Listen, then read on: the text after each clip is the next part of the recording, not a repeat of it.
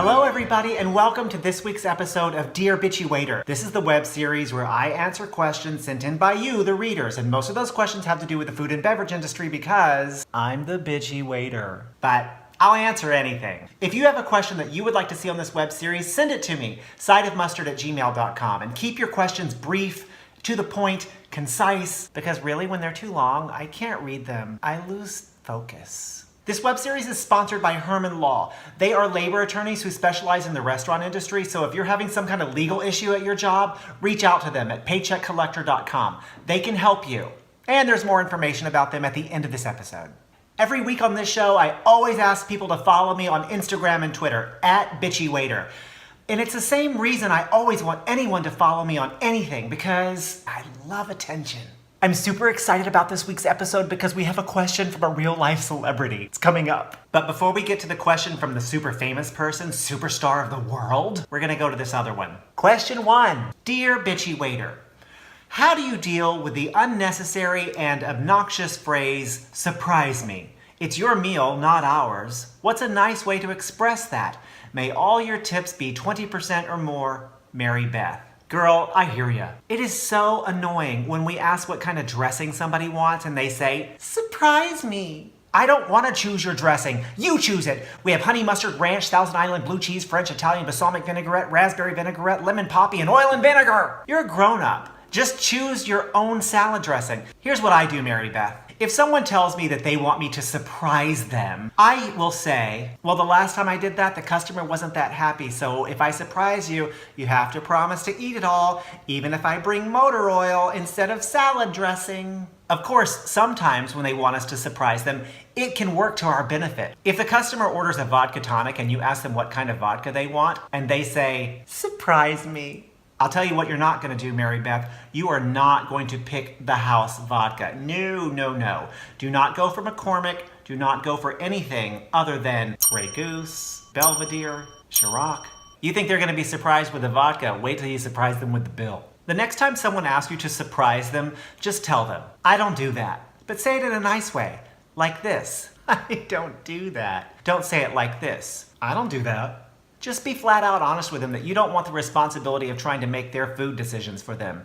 Trust me, they'll be happier if they choose their own soft drink. Bottom line, Mary Beth, don't surprise them. Tell them to put on their big girl panties and choose their own food. Come on, we're servers, not mind readers. If you want someone else to decide what you want, get into a time machine, hop back into the 1950s and find yourself a housewife. Or you can just always tell them that if you do surprise them, they have to be okay with whatever you decide. And then try to make a good decision, but don't go cray-cray or anything. Give them the most basic of choices. Ranch dressing, absolute vodka, Coca-Cola. I hope that helps, Mary Beth. Question 2. So this question comes from a bona fide celebrity, and to be honest, I didn't even know this celebrity was a server. I guess times are hard for all of us, so maybe she needed some extra dollars. Anyway, dear bitchy waiter, how do you react when a customer comes in smelling like they marinated in their favorite cologne or perfume? I have many customers coming in smelling like they rolled in a field of flowers soaked in bleach. Cher.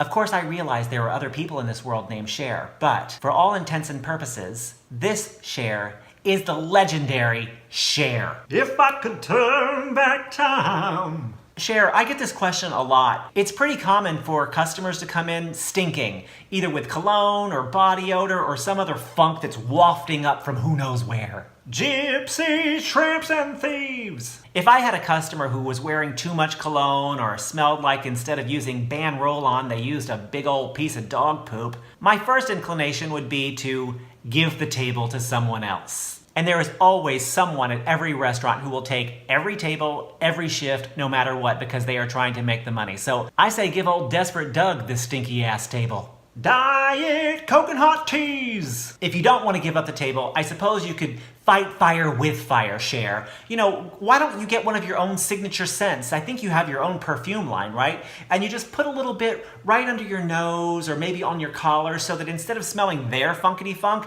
you're smelling your own scent.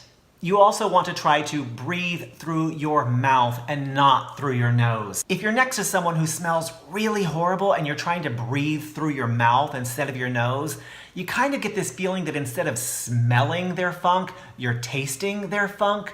But sometimes you have to make hard decisions, Cher.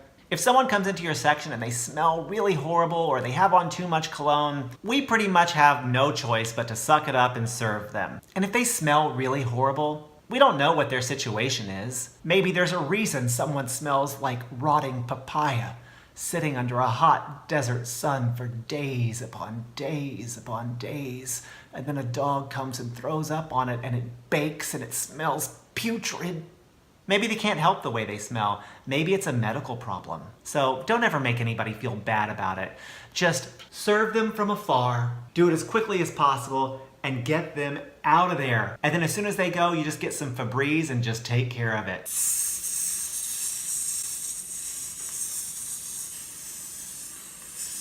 Cher, thank you so much for writing. I'm really honored. I hope to see you in concert someday. Half-breed is all I've heard. That's it for this week's episode of Dear Bitchy Waiter. You guys, if you have a question, send it to me. And follow me on Instagram and Twitter, @BitchyWaiter. And if you're looking for a great gift, might I suggest my book, available on Amazon. Super cheap. It's so cheap. It costs less than a cocktail. Have a great day, everybody, and thanks for joining. If you like this, leave a comment. I love to read the comments, and I would appreciate if you share it. Now, have a great day, everybody, and always, always, always tip your server. Never forget, servers are not servants, customers are not royalty, and employers are not lawyers.